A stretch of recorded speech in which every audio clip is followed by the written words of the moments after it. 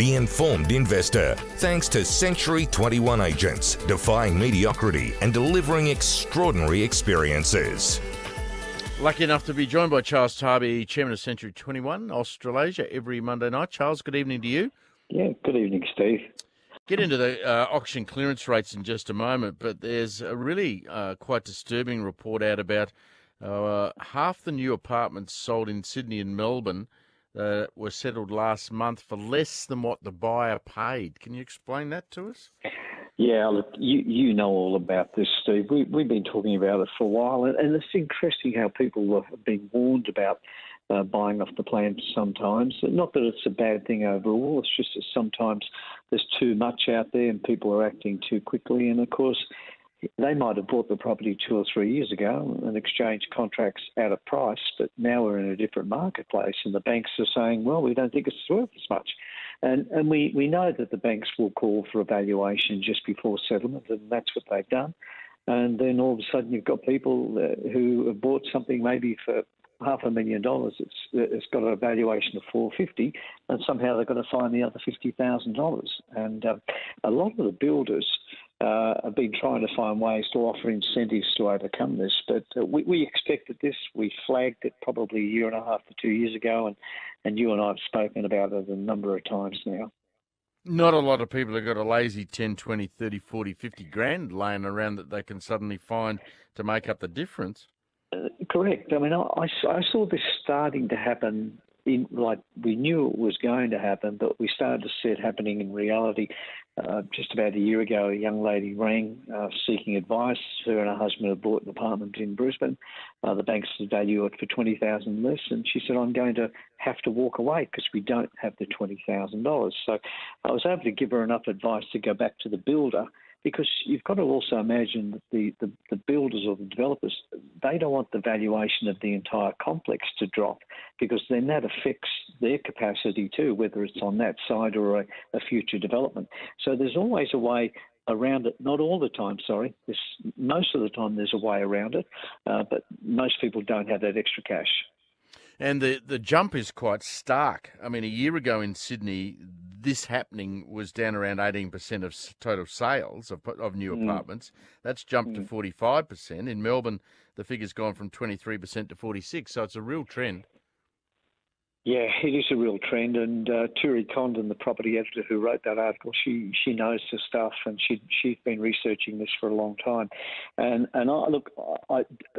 this sort of disappointment for me, but it's the way it is also an advantage for people who haven't bought. You know how we talk about affordability, we talk about first home buyers not being able to get in. All of a sudden it becomes an area where first home buyers will see opportunity. Obviously this is not happening in the mainstream market. This is happening in the apartment market because there's been an oversupply in certain areas, and they're now coming to settle, and everybody's hitting this wall.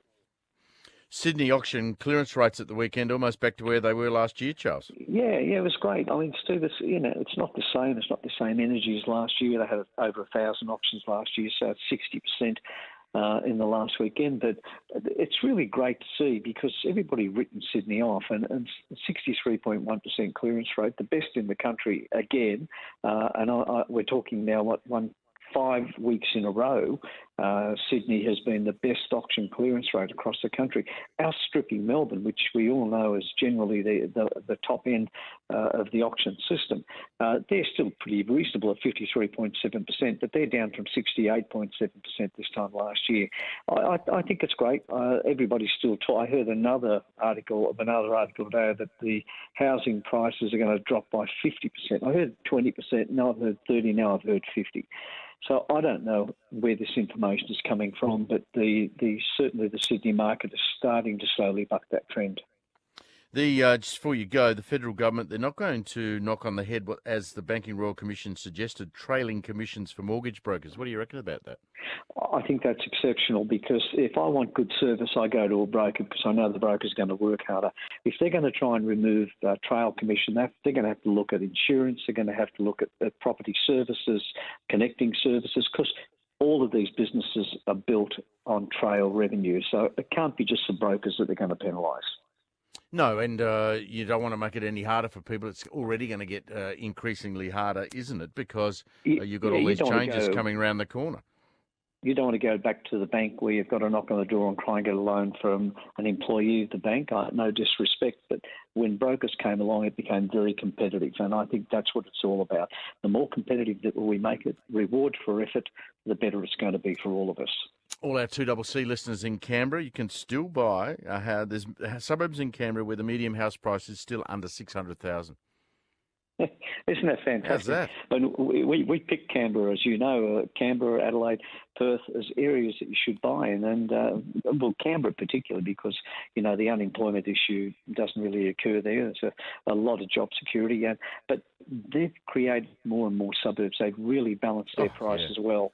In Canberra. My daughter's in a suburb in Canberra in a 60s brick veneer house. The rooms are so big and the blocks of land are huge. Yeah, it's got you hope so, Steve. There's so much land out there. Yeah, there is. There's no shortage of land. There's no doubt about that, Charles. Thank you, mate. We'll talk to you next week. Thank you. That's Charles Tarby from Century 21. He's the chairman of Australasia.